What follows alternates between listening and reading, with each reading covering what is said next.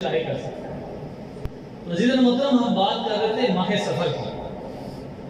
اچھا، اس میں کچھ چیزیں ہم ذکر کرتے ہیں کہ آخر وہ کیا چیزیں ہیں، ہمیں تو پتہ ہو کہ لوگوں میں عام ہیں، مشہور ہیں، ابھی تک لوگوں کے یہ عقائد موجود ہیں۔ وہ کیا ہے؟ سب سے پہلی بات تو یہ سمجھتے ہیں کہ یہ جو سفر کا مہینہ ہے، اس میں رسول اللہ صلی اللہ علیہ وسلم بیمار ہوئے تھے، اس وجہ سے یہ جو مہینہ ہے یہ نحوست ہے۔ عزیز محترم، سوچنے کی بات یہ ہے، اگر سفر کا مہینہ نحوست کا ہے، اس میں رسول اللہ صلی اللہ علیہ وسلم بیمار ہوئے تھے، تو پھر ربیع الاول میں تو انتقال ہوا تھا، وہ اس سے زیادہ نحوست کا ہونا چاہیے۔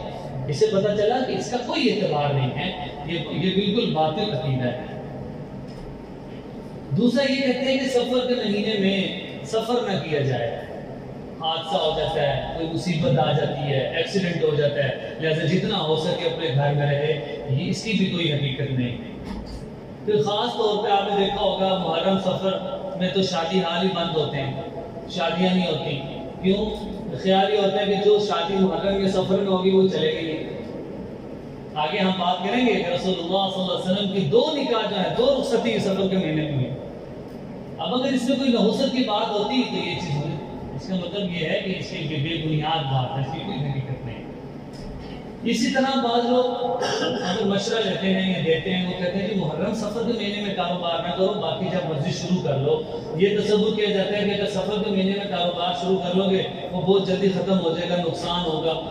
عزیز محترم، اس کی بھی کوئی حقیقت نہیں۔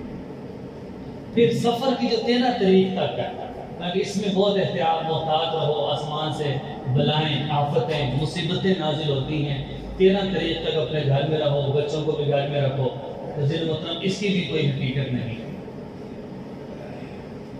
اب اگر بات کی جائے کہ بہت سارے واقعات جو اچھے ہیں وہ سفر کے مہینے میں پیش آئے ہیں۔ اب مثال کے طور پہ رسول اللہ صلی اللہ علیہ وسلم کے زمانے میں جب فتوحات تھی تو بہت ساری فتوحات سفر کے مہینے میں ہیں۔ خاص طور پہ کہتے ہیں کہ جب کسریٰ کو فتح کیا، کہ ایسے کسریٰ جو ایک بڑی طاقت شمار ہوتی تھی، فرمایا کہ یہ اس مہینے میں اللہ تعالیٰ نے ان کی اس طاقت کو ختم کر دیا۔ اگر یہ واقعی اس میں کوئی نحوست ہوتی تو کیسے ممکن تھا؟ ایسے تو ہر مہینے میں کوئی نہ کوئی ایسا واقعہ پیش آیا ہے، تو آدمی اپنے ذہن میں اور ضعیف الاعتقاد جو ہے، یا وہ جس کا ایمان کمزور ہے، وہ یہ سمجھ بیٹھے، پھر تو اس کے لیے 12 کے 12 مہینے خطرے میں۔ اسی طرح عمر بن عبدالعزیز رحمہ اللہ، جن کو خلیفہ پنجم بھی کہا جاتا ہے، اتنی زبردست حکومت تھی۔ فرمایا جس دن یہ خلیفہ بنے، جس ماہ میں خلیفہ بنے، وہ سفر کا مہینہ تھا، اور اللہ نے ان سے خوب دین کا کام لیا، اور گویا کہ ایک قسم کی خلافت کو نئی روح پھونک دی تھی۔ رسول اللہ صلی اللہ علیہ وسلم کا نکاح حضرت خدیجہ رضی اللہ عنہ سے سفر میں ہوا، جس سے ساری اولاد رسول اللہ صلی اللہ علیہ وسلم کی ہے۔ حضرت خدیجہ رضی اللہ عنہ سے بھی ساری اولاد، ان کا نکاح بھی سفر میں ہوا۔ اسی طرح حضرت عائشہ رضی اللہ عنہ اور حضرت صفیہ رضی اللہ عنہ سے جو رخصتی ہے، وہ رخصتی سفر کے مہینے میں۔ تو عزیز محترم، کہنے کا مقصد یہ ہے کہ یہ کسی کی بات سن کر اس پر یقین کر لیں ہم، تو یہ عقیدے کی کمزوری ہے، یہ ایمان کی کمزوری ہے کہ میں کیوں یقین کر رہا ہوں جب مجھے پتا ہے کہ مصیبت، نفع، نقصان کا مالک صرف اللہ کی ذات ہے۔ آئیے ذرا ہم قرآن پاک کی روح سے دیکھتے ہیں۔ فرمایا ما اصابک من حسنۃ فمن اللہ، تمہیں جو بھی کوئی نیک چیز پہنچتی ہے وہ اللہ کی طرف سے پہنچتی ہے۔ وما اصابک من سیئۃ فمن نفسک، اگر تمہیں کوئی نقصان یا بری چیز پہنچتی ہے وہ تمہارے کردار کی وجہ سے پہنچتی ہے۔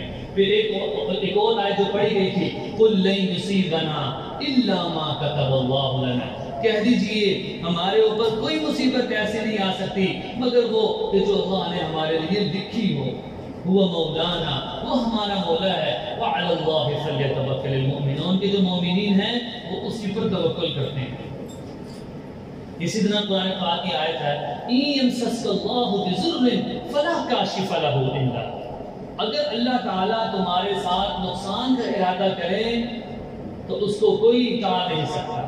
وَإِن يُرِدْكَ بِخَيْرٍ فَلَا رَادَّ لِفَضْلِهِ، اگر اللہ بھلائی کا ارادہ کر لیں تو اللہ کو بھلائی سے کوئی روک نہیں سکتا، اللہ بھلائی کر کر ہی رہیں گے۔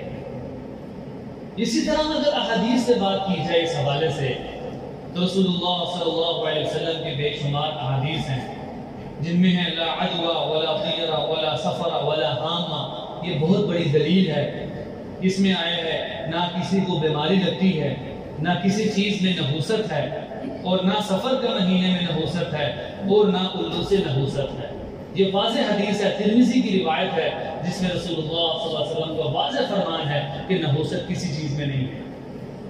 ایک اور حدیث میں رسول اللہ صلی اللہ علیہ وسلم نے فرمایا، سنن نبی ترمذی کی روایت ہے، انما اصابک لم یکن لیخطئک، جو بھی مصیبت ہمارے مقدر میں لکھی ہے اس کو کوئی ٹال نہیں سکتا۔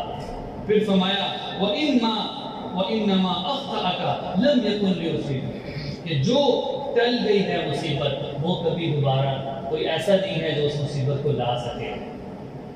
یہ کیا مطلب کہ وَلَوِ اسْتَمَعُوا عَلَىٰ أَن يَنفَعُوكَ بِشَيْءٍ، اللہ نے اگر نفع لکھے ہے تو اللہ نفع پہنچا کر رہیں گے، اور اگر نقصان لکھے ہے تو اس کو نقصان ہو کر رہے گا۔ لیکن بات اللہ پر توکل کی ہے، بات عقیدے کی مضبوطی کی ہے، اور بات اپنے دل کے یقین کو ٹھیک کرنے کی ہے۔ اس لیے عزیزان محترم، اس میں یہی بات ہے کہ یہ جو سفر کا مہینہ ہے، اس میں عام میری روٹین سے ہم اپنی زندگی گزاریں۔ اگر کوئی ہمیں یہ بات کہہ بھی دے تو ہم اس کو اچھے طریقے سے سمجھا دیں کہ بھئی ایک جو مسلمان ہے اس کا عقیدہ اللہ اور اس کے رسول پر مضبوط ہوتا ہے، وہ اللہ پر کامل توکل کرتا ہے۔ جیسے کہ میں نے پہلے کہا تھا، توکل سے اللہ کی امید پیدا ہوتی ہے، اور ایک مسلمان اچھی زندگی امید کے سہارے پر گزارتا ہے۔ لیکن جب یہ ان چیزوں میں پڑ جائے گا، یہ برے افعال اور بری چیزوں میں پڑ جائے گا، تو وہ بے توکلی کی کیفیت پیدا ہوگی۔ اور یہ یاد رکھنا ضروری ہے کہ جب زندگی میں توکل نہ رہے، اللہ پر